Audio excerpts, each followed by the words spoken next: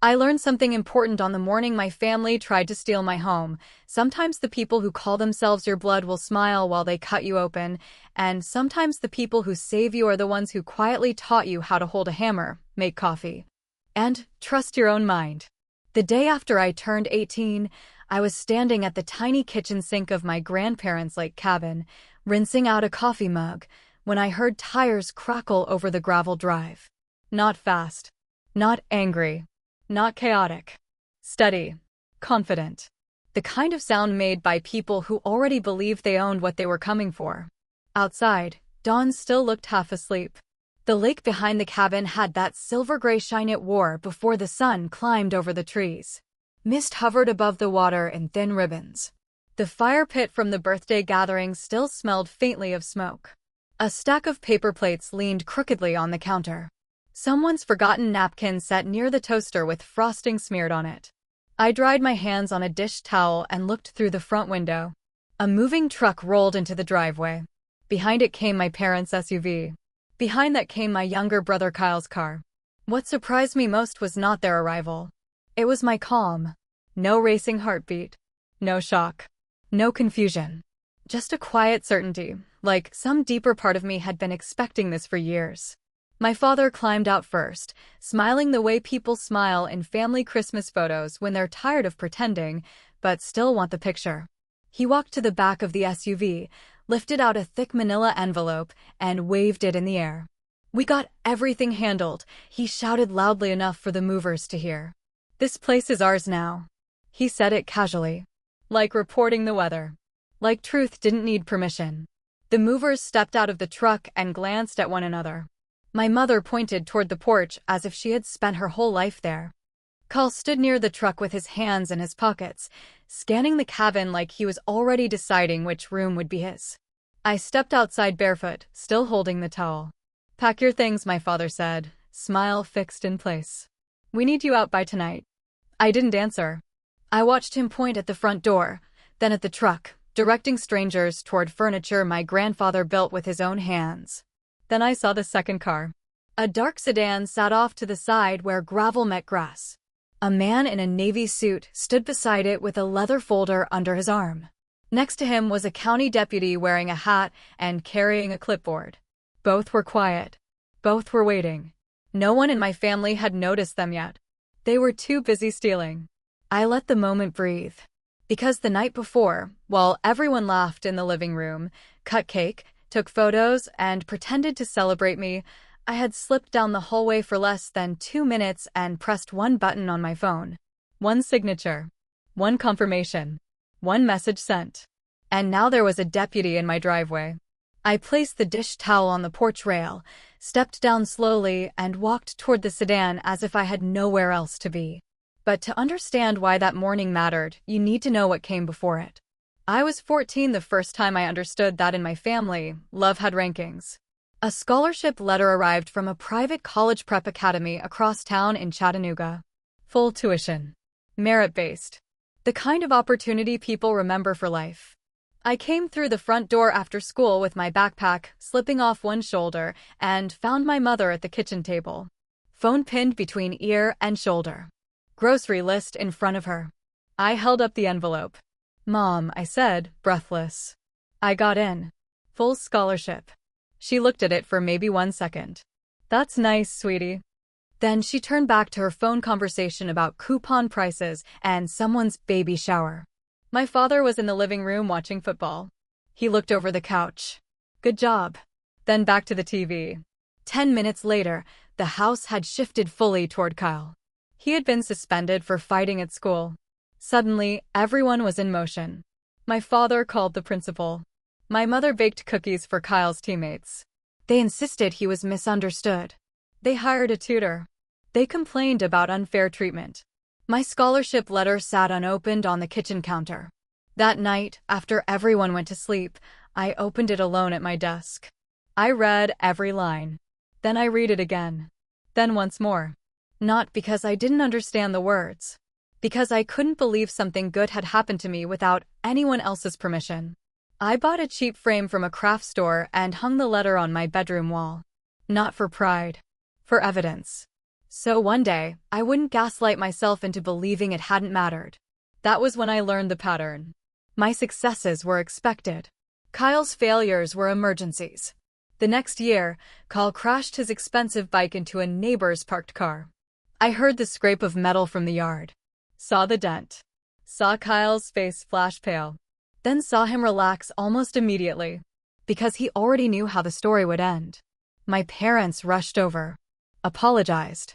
Wrote a check. Then, later that week, they bought him a newer bike. It's about responsibility, my father said. Meanwhile, when I was younger, I had accidentally broken an old ceramic bowl my mother treasured. I was grounded for 3 weeks. No phone. No friends. Daily lectures. Kyle destroyed property and got upgraded. I broke a bowl and became a character flaw. That was the year I stopped bringing my happiness home first. I learned to celebrate privately. Plan privately. Heal privately. And my grandparents noticed all of it. Warren and Evelyn Hale lived about 90 minutes outside the city, near a lake wrapped in pines. Their cabin wasn't glamorous. It was real. Wood walls. Solid beams. A porch that creaked in familiar places. Tools where tools belonged. Blankets that smelled like cedar. Nothing decorative without purpose. The last 15 minutes of the drive always changed me. Road narrowed. Trees thickened. Signal vanished. Gravel hummed under the tires. Then the roof appeared through the branches. And my shoulders dropped every single time. My grandfather believed work was a language. He never lectured. He handed me tools. If I used the wrong wrench, he corrected me once. If I missed a nail, he let me try again. No shame. No theatrics.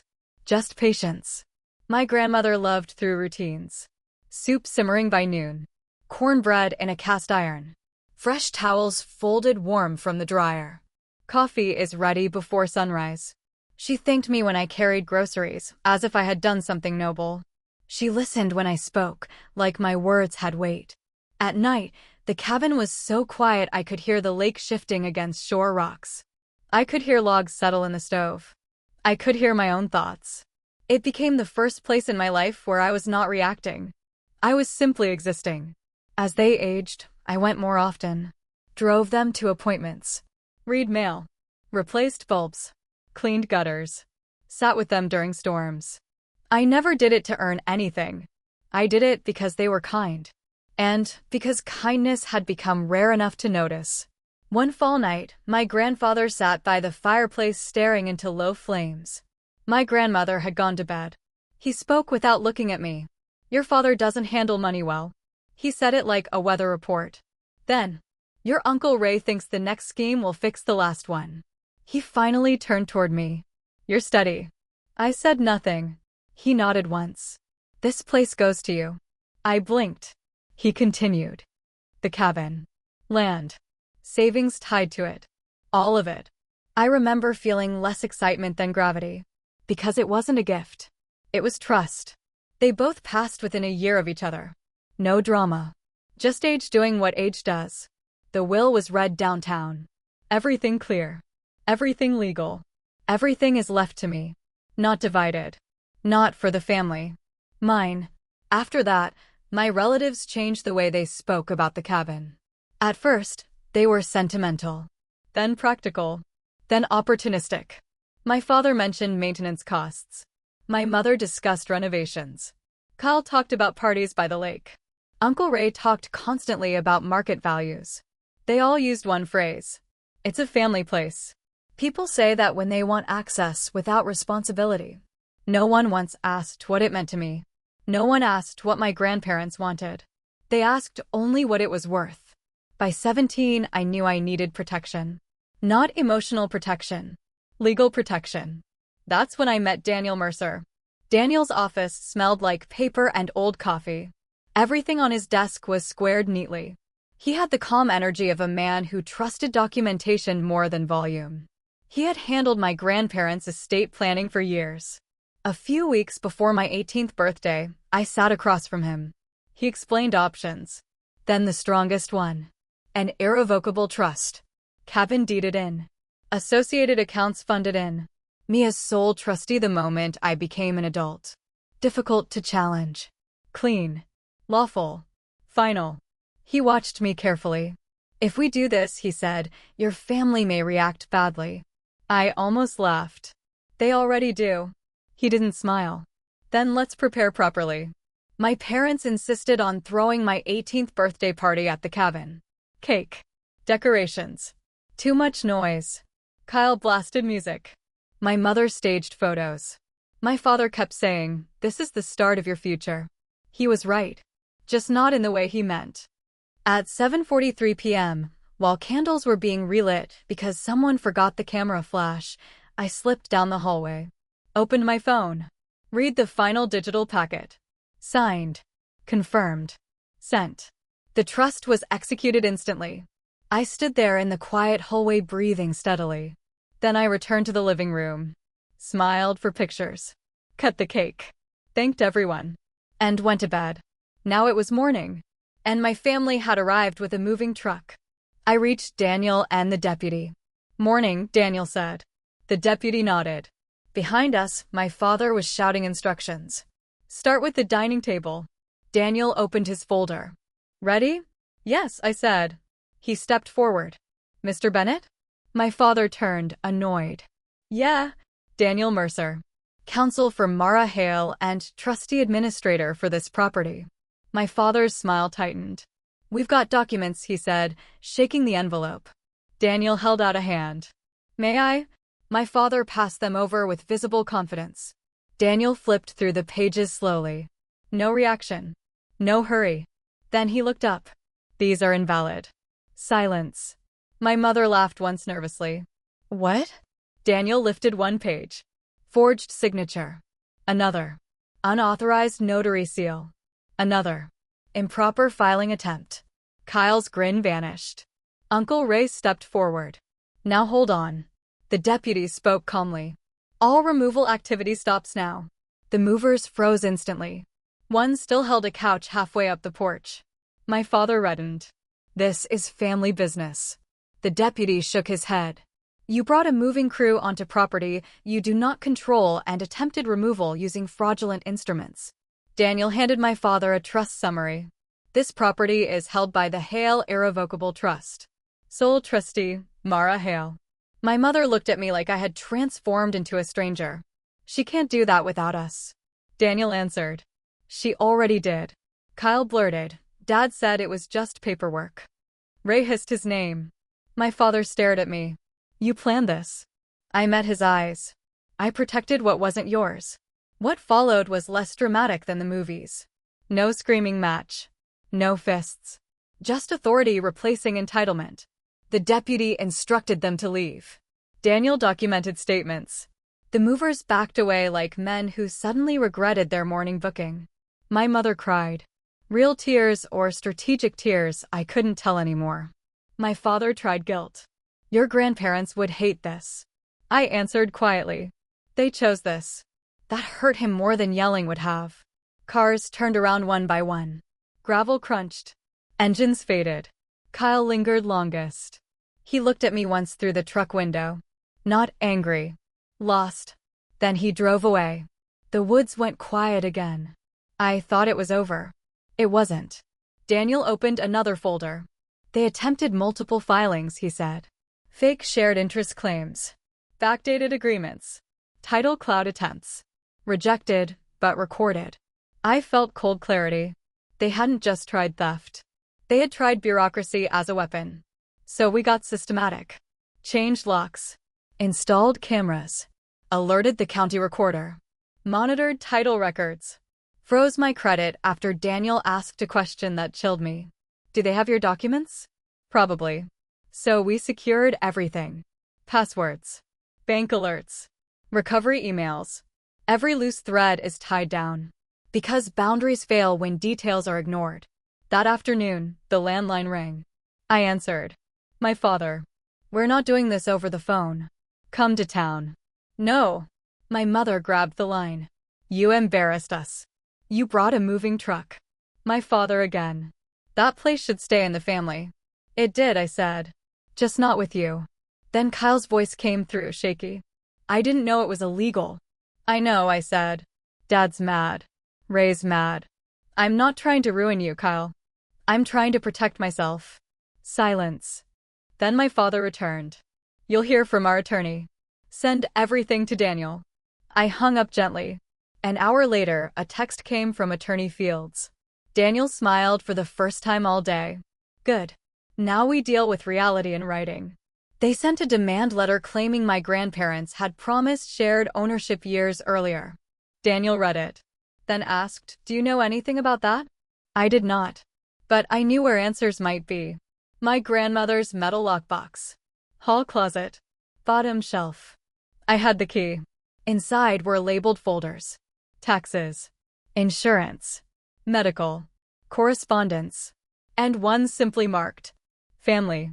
We opened it together. Inside was no grand contract. No hidden promise.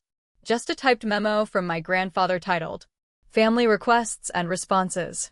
Line after line. Dad asked to be added to the deed. Response, no. Ray asked to sell land. Response, no. Mom requested rotating vacation access. Response, no. At the bottom of each. This cabin is to remain intact and transfer as planned. I laughed once. Not joy. Recognition. They had built a lie, assuming I would never check the truth. Then Daniel found a sealed envelope with my name. Inside, my grandmother's handwriting. Mara, if anyone pressures you about the cabin or savings, call Daniel Mercer. Do not sign anything. Do not give keys. Do not explain.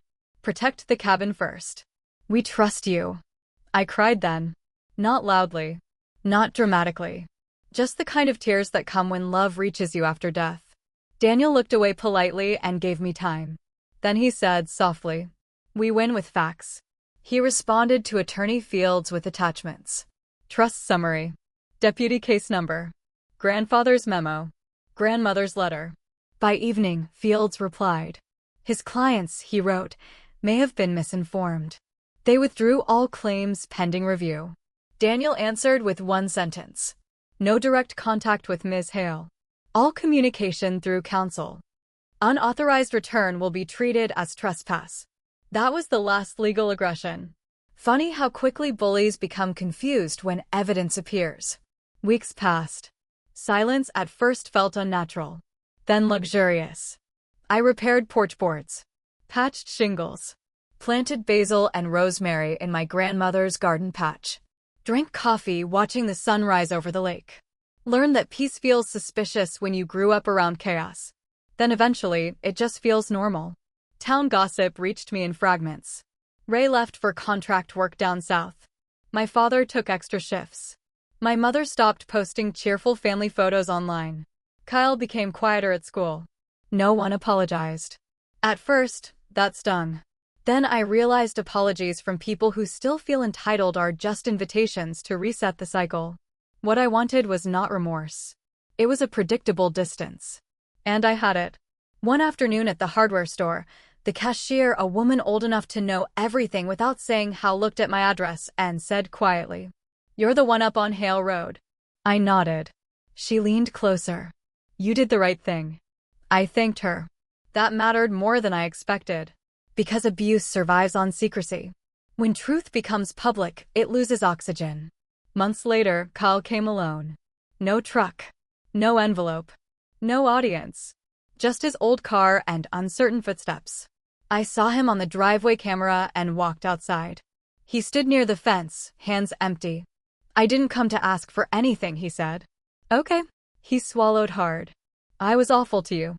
I said nothing. I thought if they loved me more, it meant I deserved more. I didn't know they were using me too. That was the first honest sentence I had ever heard from him. He looked older somehow. Smaller too. "I'm in community college," he said. "Working part-time. Paying my own insurance now." "Good." He nodded. "I don't expect forgiveness." "Good," I said again. Then after a pause. "But I do appreciate truth." He cried unexpectedly. Quickly wiped it away. "I'm sorry, Mara." This time, I believed him. Not because tears prove anything. Because he asked for nothing afterward. We sat on the porch for an hour, talking carefully like strangers learning shared history. When he left, I felt lighter. Not because we were fixed. Because some damage had finally been named. My parents never came. Never called. Maybe pride. Maybe shame. Maybe both. I stopped needing to know. A year after that morning, I hosted a small dinner at the cabin. Daniel came. The hardware store cashier came with a pie. Kyle came and brought firewood. A neighbor from 2 roads over came with homemade jam. We ate stew at the oak table. Laughed. No one performed family. They simply acted like one. Later, after everyone left, I stood alone on the porch. Wind moved across the lake. Chimes rang softly. The new locks gleamed in the porch light.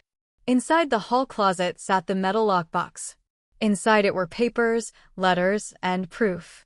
But the real inheritance wasn't property. It was discernment.